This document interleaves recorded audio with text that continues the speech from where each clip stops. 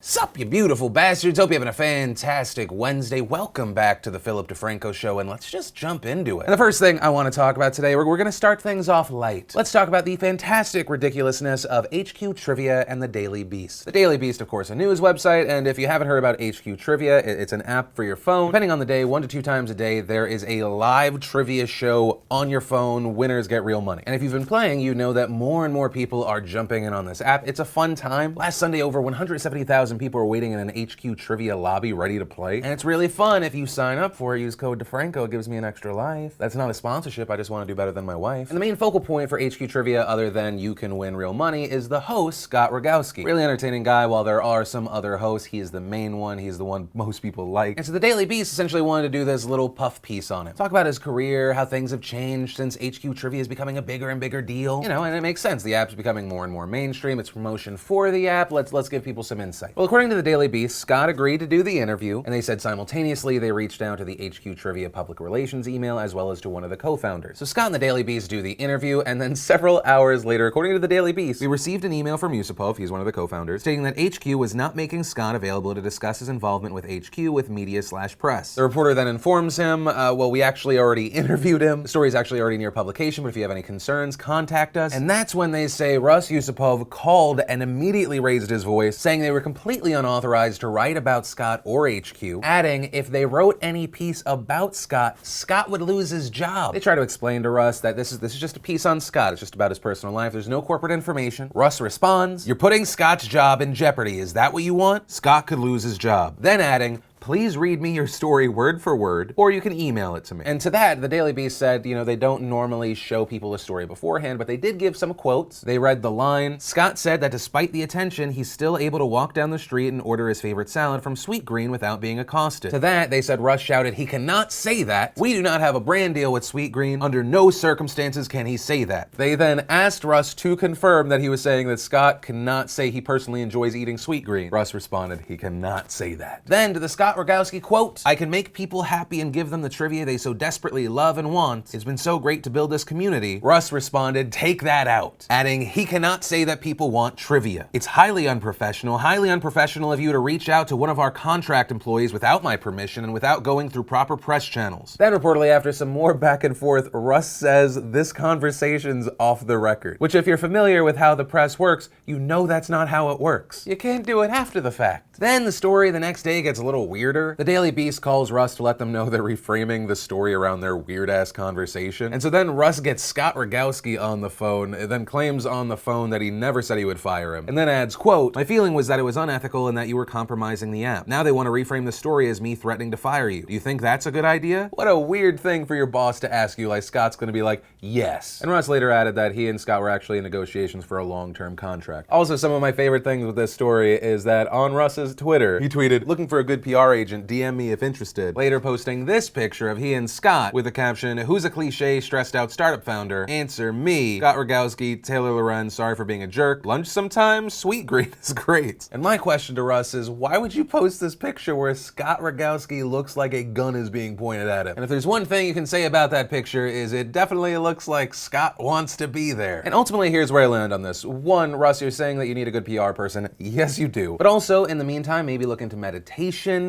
maybe get a marijuana prescription, or if you're going to do another phone interview, maybe wear a shock collar just in case. And two, if I was going to have to go out on a limb and guess, most likely, if what Russ said was true, that they are currently in negotiations, most likely he is the owner of the app, realizes that the technology can get you so far, but it's the host, the main person that people connect with that really has the power. So the more that people know about Scott Rogowski and the more famous Scott Rogowski becomes, the more advantage he has in a contract negotiation. And as we often see in this industry, and I guess really just in life, when someone doesn't want something to happen and the internet finds out about it, that is what happens, and he has given Scott Rogowski way more power. Scott is very likable, and for better or worse for you, he is now the face of the app in general. And you have somehow made this fun, quirky app be seen in a negative light as someone that's trying to control Scott. And so I guess if there is a lesson to be learned here, don't do what Russ did here, whether you're a fellow entrepreneur or just in life. But from there, I want to share some stuff I love today, and today today in Awesome, brought to you by the DeFranco Ugly Christmas Sweaters. This week we had a contest in our office for each room coming up with a design for a Christmas sweater. Editing team versus merch team versus research team versus PAs. And from that we got the My Balls Dropped Christmas sweater, the No Means No Christmas sweater, the Get Baked Christmas sweater, and the Is You Nasty or Is You Nice Christmas sweater. So if you want to snag one of those for an ugly Christmas sweater party, you got that. Or it's also a fantastic conversation starter for any Christmas day. And so if you want to snag one of those while you can, just go to shopdefranco.com or click the link in the description down below. And the first bit of awesome is actually going to be another recommendation, and that is if you have Hulu, I highly recommend Future Man. We got the fantastic Josh Hutcherson, the fantastic Eliza Coupe. For the series, I didn't really know who Derek Wilson was, but he easily became one of my new favorites. It's just a really good, fun series in my opinion. Then we had Liza Koshy doing some videos with Vanity Fair, doing some challenges. Don't care what the haters say.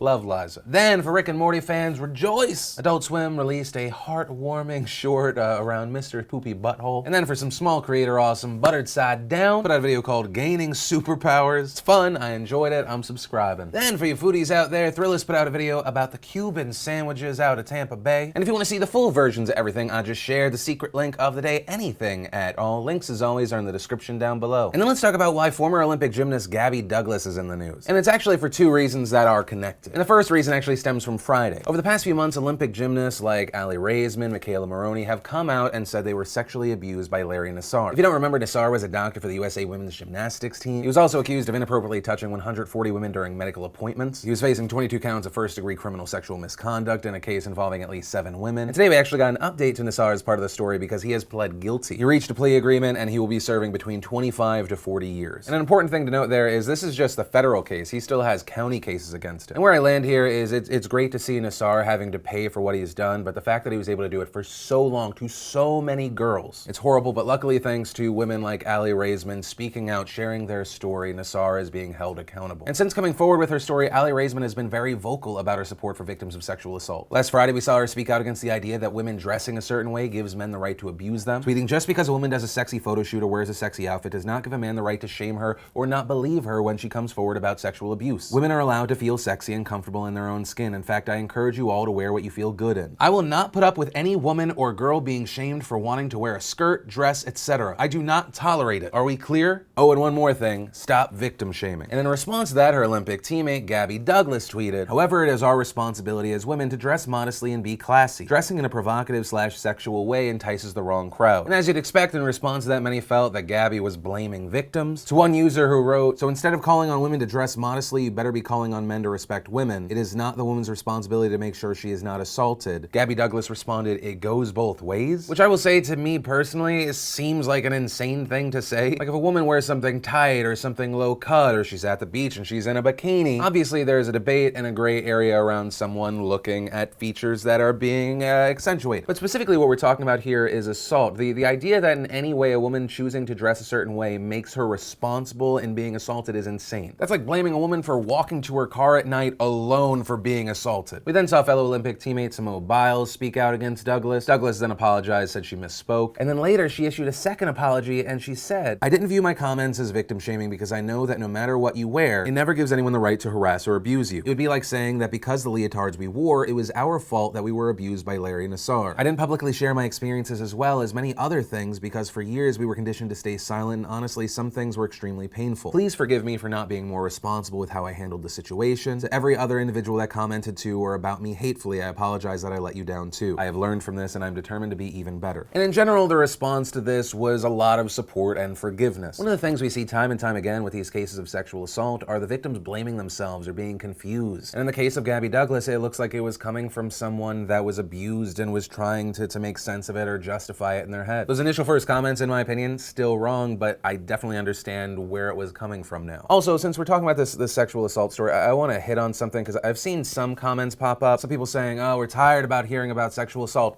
I get it. Do you think I get excited when I see the stories about these monsters out there who have been abusing people for years? No, and once again, I understand that news fatigue is a very real thing, but it does not take away how important it is to talk about stories like this. From some of the other stories we've talked about, if other people realize that they are not alone, that there is a way to take down the person with much more power than them, that person who's abusing it, abusing people, that's a good thing, and that's why I'll continue talking about it. And then let's talk about why Uber is in the news, and if you guessed it's not a good thing, you are correct. You never see like, Uber It's actually pretty convenient. Nope. Turns out yesterday Uber revealed hackers stole the personal data of 57 million customers and drivers in October of 2016. The breach reportedly occurred when two hackers obtained login credentials to access data stored on Uber's Amazon Web Services account. Information obtained in the attack included names, email addresses, phone numbers of 50 million Uber riders around the world, and this is the worst part, the personal information of about 7 million drivers, including some 600,000 US driver's license numbers. But I guess on a positive note, according to the company, no social security numbers, credit card information, trip location details, or other data were taken. So not Equifax bad, but still bad nonetheless. Also, Uber wanted to let people know that most likely their information wasn't used. Uber's CEO saying, "At the time of the incident, we took immediate steps to secure the data and shut down further unauthorized access by the individuals. We subsequently identified the individuals and obtained assurances that the downloaded data had been destroyed. We also implemented security measures to restrict access to and strengthen controls on our cloud-based storage accounts." Now, there are a few issues here. One, despite Uber's assurances that none of the stolen personal information was actually used, there's a lot of concern that Uber didn't talk about it for over a year. Makes them kinda harder to believe. You also have state and federal laws that require companies to alert people in government agencies when sensitive data breaches occur. But we saw Uber fail to report the breach even though they had a legal obligation to notify regulators and the drivers whose license numbers were taken. And in fact, it gets dirtier because according to Bloomberg, remember that part in the quote, "We took immediate steps to secure the data and shut down further unauthorized access by the individuals"? Reportedly, Uber paid hackers $100,000 to delete the data and keep quiet about the breach. According to the New York Times, the company tracked down the hackers and pushed them to sign NDAs. Made them sign non-disclosure agreements.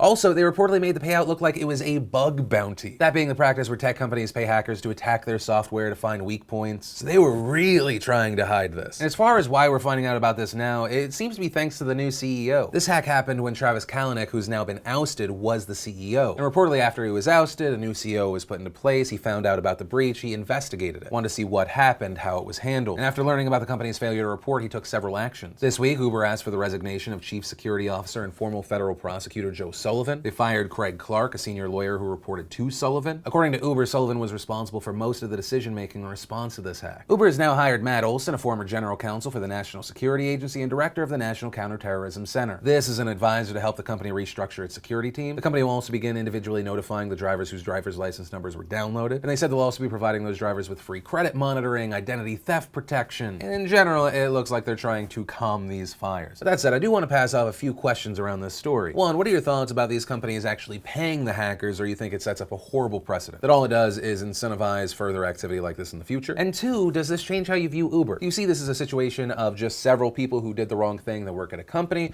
or no, Uber in general is just a toxic, bad company? I'd love to know your thoughts on this one. And then we just have to talk about this amazing story about a North Korean fleeing to South Korea caught on camera. Footage was released by UN Command in South Korea that showed a North Korean soldier escaping to the south. The UN helps maintain pieces of the border between the two Koreas and has security cameras that look across the border. So let's walk through this amazing story and video. The video starts and a soldier, who we now named as O, was driving a Jeep and approached a guard post. This near Panmunjom, which is an area that can be crossed between the two Koreas for diplomatic talks. Instead of stopping, he flies by, which of course shocks the guards. From there, he's driving towards the military demarcation line, that being the border between North and South Korea. He arrives at the complex and begins to make his way towards the border. Then we see North Korean guards begin running down from their buildings to stop him. O reaches the MDL, and between the two Koreas, there are stretches of what's called no man's land, which he has to cross. And this is where it gets crazy. A few North Korean guards run to him, they begin shooting at him. They have AKs, pistols. By the end of it, he actually gets shot at least 5 times. But he ends up collapsing 50 meters on the South Korean side of the border. We then see a North Korean cross the MDL to try to catch him. Then that guy turns around because crossing the border and firing would actually be a breach of the 1953 armistice. And on camera, we see O collapsed. There's this long moment of, well, he made it, but did he really make it? But then, thanks to thermal footage, we see South Korean soldiers crawl up to him and rescue him. O is then rushed to the hospital, and his story becomes even crazier because it turns out O, the guy who escaped to South Korea through a heavily guarded border, taking gunshots. He also had what the doctors described as the onset of liver failure, as well as hepatitis B, parasitic worms. It had gotten so bad the worms were exceeding 10 inches long. The surgeon described them as something, quote, I have only ever seen in medical journals. But the good news from all of this is it appears O is going to be okay. He regained consciousness, he's had surgery, but he's currently stable. They said he's been listening to music, watching television, just enjoying freedom. The whole story is just insane. Part of me goes like, how did he get across the border while also carrying those balls of steel? But then I also think this is pure desperation. If he was suffering from all of this, it really does seem like he was in a position of, I have nothing to lose. Also, side note, are North Korean soldiers stormtroopers? How do you shoot 40 times from like 5 meters away and miss that many times? I mean, I'm I'm glad, but how?